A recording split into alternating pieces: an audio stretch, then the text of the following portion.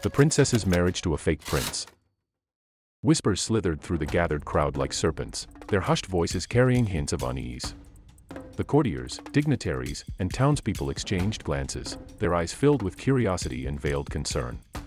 The groom, with his silver tongue and captivating charm, wove tales of a diplomatic conflict that had detained his father, the king, and his entourage. He assured the gathered crowd that his father had given his blessings for the union, urging the wedding to proceed in his absence. The bride, oblivious to the whispers, radiated with joy and anticipation, unaware of the doubts that simmered among the discerning few. Princess Nomvula. At the heart of the kingdom, the king's beloved daughter, Nomvula, graced the land with her ethereal presence. Named after the gentle rain that brings life to the parched earth, Nomvula possessed a rare beauty that enchanted all who beheld her. Grace flowed through her every movement, captivating the hearts of both commoners and nobles alike. The king adored his daughter, with an unwavering and fierce love. He had vowed to the late queen that he would protect her and secure a worthy suitor. One by one, suitors from neighboring kingdoms and distant lands ventured to the king's court, lured by the allure of marrying the radiant princess. Yet, to their dismay, they found themselves falling short of the king's standards. His protectiveness knew no bounds, for he sought not only a suitor who possessed wealth and stature, but also one who would cherish and honor his daughter as he did. On a day when the sun shone brighter than ever, a figure emerged on the horizon, drawing all eyes towards his presence. It was Amari, a charismatic young man who claimed to be a prince hailing from a distant land. His arrival was a spectacle with theatrics and grandeur, orchestrated to capture the attention of the court and the king himself. As the gates swung open, heralds announced his entrance with resounding trumpets that echoed through the palace halls. Adorned in regal robes of vibrant hues, Amari exuded an aura of confidence that surpassed anything the kingdom had ever witnessed. The court, captivated by his extravagant display, held their breath in awe. The ladies of the court, with hearts aflutter, exchanged hushed whispers and giggles as they observed the newcomer. His stature was tall and commanding, with a physique honed by strength and grace.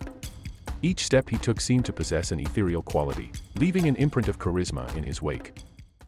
With a silver tongue dipped in honey, Amari approached the king, their eyes meeting in a moment of intrigue. The court held their breath as the king, known for his astute judgment, studied the enigmatic young man before him. Amari introduced himself with a confident smile, his words carefully chosen to bewitch and beguile. "My esteemed king, my name is Amari," he proclaimed, his voice resonating with a hint of mystery. "I am a prince hailing from a kingdom that traverses the boundaries of distant lands. My lineage is one of ancient nobility, deeply rooted in the annals of history. I come seeking your esteemed hospitality, for I have heard of the matchless beauty and wisdom of Princess Nomvula, and I wish to lay my eyes upon her radiance." As the court held its breath, the king regarded Amari with a discerning gaze, his voice carrying a hint of curiosity mixed with caution. "Amari, you claim to be a prince from a distant land. Pray tell, which kingdom do you hail from? And who is your father, the esteemed ruler who bestowed upon you such noble lineage?" Amari, ever the master of evasion, responded with a subtle smile that danced at the corners of his lips.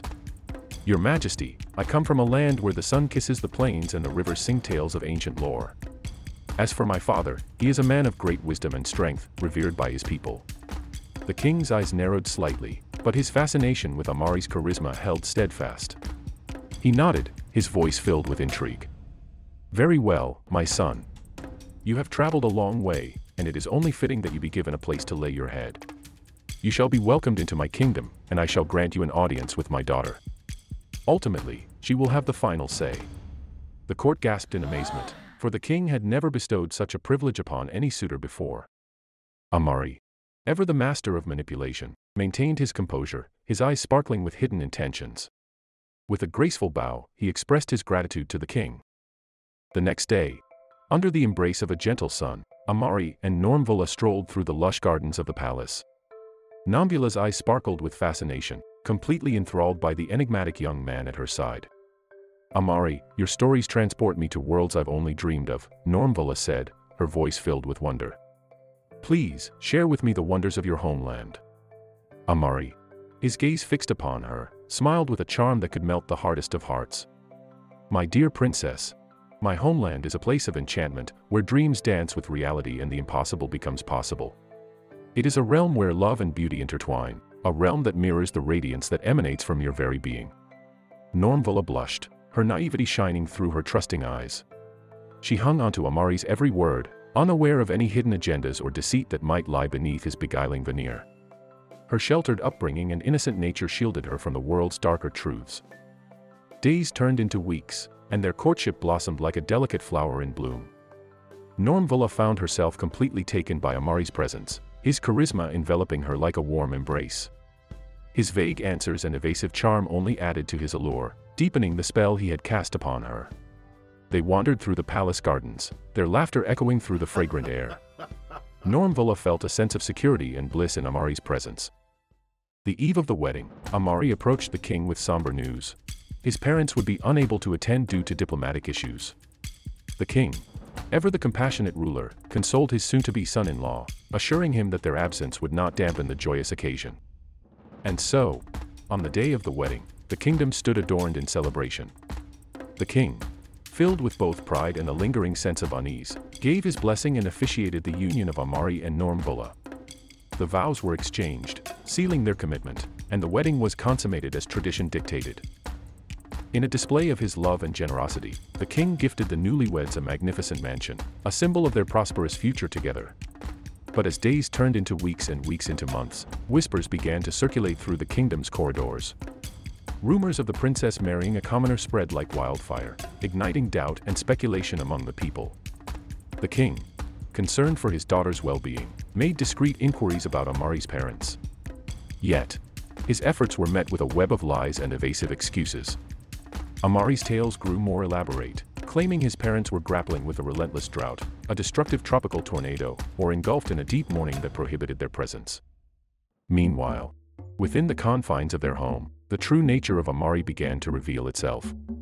Nomvula, once filled with hope and adoration, now lived in fear. Amari's behavior grew increasingly erratic, especially when under the influence of alcohol. He sang lewd songs, indulged in promiscuity, and subjected Nomvula to verbal and physical abuse in the secrecy of their chambers. This was not the vision of marital bliss that Nomvula had cherished in her heart. The weight of her shattered dreams threatened to crush her spirit. She yearned for escape from the clutches of a man who had deceived her, turning their union into a prison of anguish. News of Amari's true character reached the king's ears, and his heart shattered with a mix of sorrow and fury. Determined to uncover the truth and seek justice for his daughter, the king dispatched representatives to the elusive kingdom from which Amari had claimed to come. Upon their return, the king's worst fears were realized. He had been deceived, robbed of his most precious jewel by a cunning impostor. Rage coursed through his veins as he confronted Amari, threatening to take his very life. But under the law of the land, he found himself powerless. Amari had outwitted him, and Nomvula, tragically, had not been married under duress. Devastated by the revelation of his daughter's unwitting betrayal, the king vowed to protect his people from such deceptions. From that day forward, he instituted the marriage market ceremony. Watch our story, The Dating and Marriage Market, to find out more. This was a grand spectacle designed to expose pretenders and safeguard the kingdom's future. Each year, suitors would face rigorous evaluation and scrutiny, their worthiness tested, ensuring that no more precious lives would be ensnared in the deceitful web spun by cunning hearts. Thank you for watching our story, The Princess's Marriage to a Fake Prince, and we hope you enjoyed it. What lessons did you draw from this story? Share your thoughts with us in the comments below. Don't forget to subscribe and be part of the tribe. Thank you for watching The Tales of the Savannah. We will see you next time, in the Savannah.